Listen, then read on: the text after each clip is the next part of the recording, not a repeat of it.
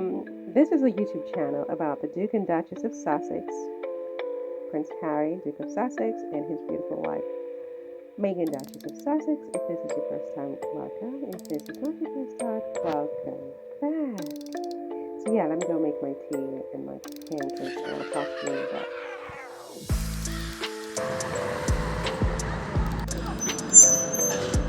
So Meghan and Harry. So I was watching this YouTube channel this morning called My Duke and I. It's this woman, her name is Anita. She has a really cool YouTube channel about Meghan and Harry, and she did all their accomplishments for 2022, and it was absolutely amazing. I straight up could not believe all of the accomplishments, all of the things that Harry and Meghan accomplished in 2022, considering all of the toxic, negative, awful things that have been said about them in the press. And this woman compiled all of the accomplishments of these two young people in 1 year. It was incredible. I highly recommend you check out her podcast. It's called My Duke and I, and the moderator's name is Anita. I mean, you have got to check out this YouTube channel and listen to that podcast about Harry and Meghan's accomplishments in 2022. You'll be left breathless. I mean, it's so much. Alright, so I'm trying to get my bearings about where am I going. And I feel like I cannot. It's put, okay.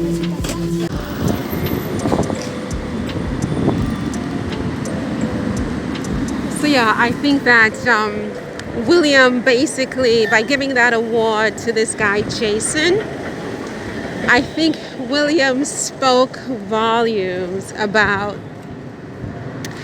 his relationship with his brother, or his non-relationship with his brother. I mean, he has basically put this guy Jason, this whole situation, the institution, the crown, everything above his brother.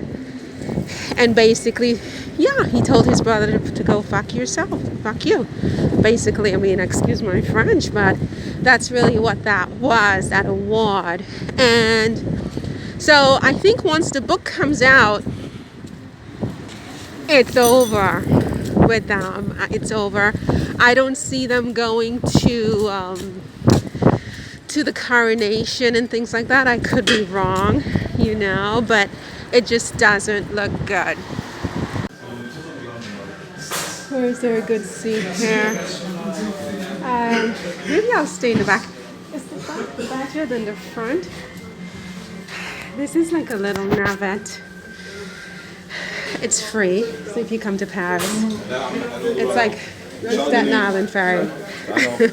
It goes from Paris to Aubervilliers, which is just outside of Paris. And the average Parisian will probably say that Aubervilliers is, whatever. But I love it there. I like all these sort of like, little, I just love it. I love everything. So what else about Meghan and Harry? So yeah, I just said that they're apparently planning to demote their titles according to something I read this morning. But again, these titles and this very tiresome topic, please, I mean, give me a break. Some parliamentarian named Bob Seeley apparently wants to do it officially through the Parliament to amend the Titles Deprivation Act and basically demote Meghan and Harry's royal status. I guess not only does he want to take away the Duke and Duchess titles, he wants to take away Harry's prince title as well. which will be very interesting to see, because how do you take away Harry's prince title? By definition, he's a son of a king, unless the king is going to say he's no longer my son, which I guess he could say that. But if he does that, if he doesn't say it, then Harry is just Prince Harry and his wife is Princess Meghan, because the wife of a prince, by definition, is a princess. So if you take away the Duke and Duchess, you leave them with the Prince and Princess. I mean, what have you achieved? Meghan and Harry are thriving with or without these titles, and that's really important. I mean, you have two options in life, I think. You thrive or you wither up, and they easily could have withered up when they left the royal family, when all of the money was cut off, they had no one bankrolling them anymore. And Harry could have been, this weak man who just crumbled up and went home crying to his dad for money. But he created a way, and he created with the help of his wife. I mean, they created a way. And I think that they are to be commended. This, take their titles. I mean, I don't want to be rude, but I mean, who cares at this point? They don't need those titles. I mean, look, I'm not going to say that the titles are not cute. The titles are cute. They're cute. And there's a certain cachet with having a title versus not having a title. I mean, I'm not exactly Duchess Marion, the Duchess of whatever, you know what I mean? I'm not a duchess except in my own mind. And so there is a certain cachet, I think, that comes from having a title. But I really don't think in the end, when you sort of do the full calculus of the thing, I don't think that Meghan and Harry need those titles. And if they insist on taking them back, then, I mean, take them back and give them to somebody else. Name somebody else in the palace, the Duke and Duchess of Sussex, and see how that goes over, because they're being petty and they're just being awful. And, I'm sick of this title nonsense, so let's just move on.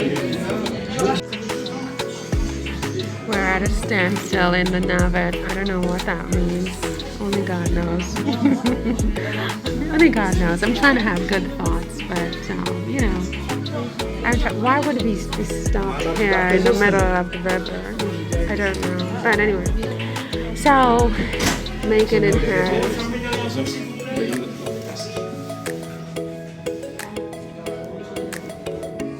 Meghan and Harry. So I was reading this morning how their support in the UK is really abysmal. I mean, I guess maybe 80% of the country is against them. But there was a silver lining, and that is that their support among young people, I mean, people under the age, I guess, of 30, if you will, is quite impressive, in terms of, in comparison to older folks like you and me.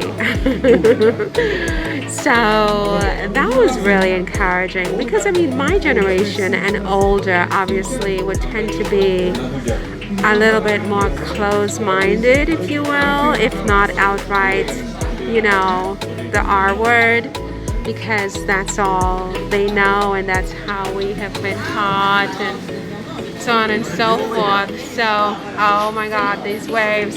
Oh my God. Oh my God. Oh my God. Help. I'm sorry, everything is great. So, yeah, I mean, my generation and older, I mean, we have, I think, more issues than the young people. But you still find some young people, some teenagers, some 20-somethings who also have this disease, really, and who think in a way that is very, very scary. And so there are some who hate them, but it seems that at least the majority of them are more open-minded than their parents and their grandparents are on this issue of Meghan and Harry. So that's encouraging for the future. Wouldn't you agree?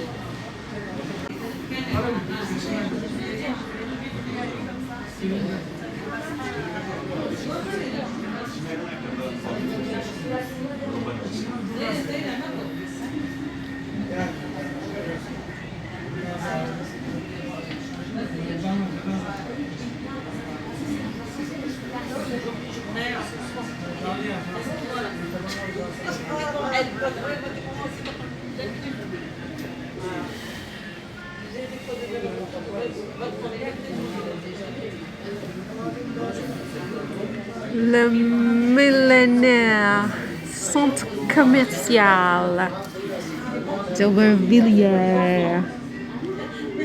I like it up here. I like the boat ride, and it's totally free.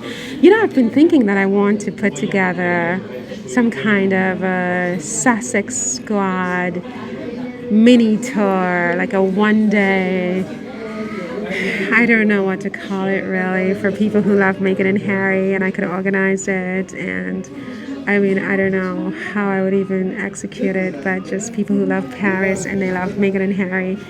And I would be like a tour guide, and like 4 or 5 people maximum, obviously. And I don't know, but what would I charge people to do something like that? This is the question. But yeah, it would be so cool. And we could talk about Meghan and Harry and have dinner and go on all these little sites. It would be so cool. Elizabeth, you want to come?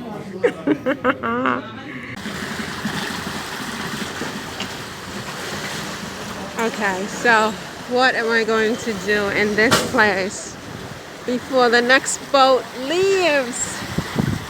Oh mon Dieu. I thought that this boat would leave every half hour, but it's not leaving for another 2.5 hours. Oh my God!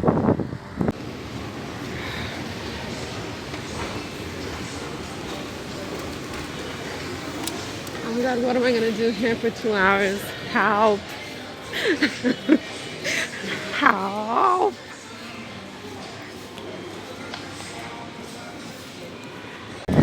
I'm sorry about that. So yeah, she was able to go in. I mean, it's not like the doors were closed the way that they are with, you know, someone like me. I mean, she has a different look exteriorly, and so she could go to the restaurants, and she could go into the exclusive Soho clubs, and she could do this and she could do that, and that's what she's used to. You know, she could even say, you know, look, I am Caucasian, and she has apparently said that.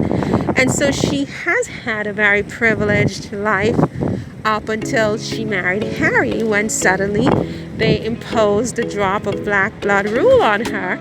And she didn't see it coming, she didn't expect it, and frankly, she doesn't like it.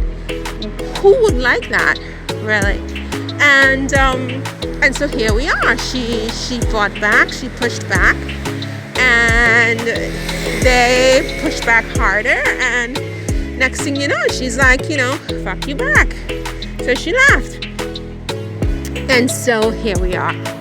Right, so maybe I shouldn't have cursed so much today, but you know what? I love cursing. It's fun. I know that I just shouldn't do it, because you never know who's listening, right?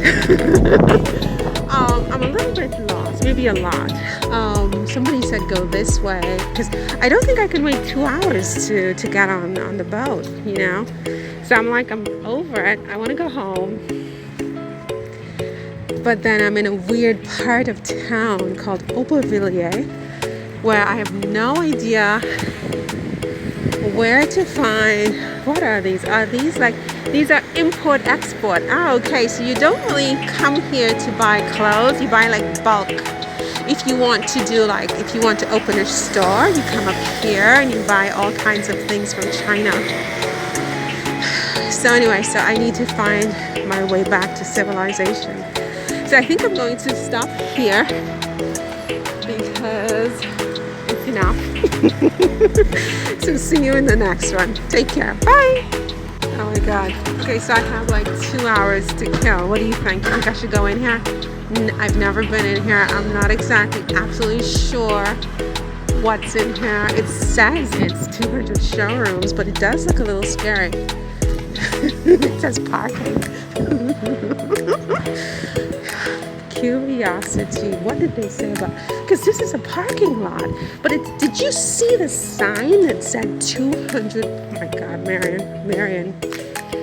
What in the name of God? But I just need to see what's down here. This is fully a parking lot. This is fully.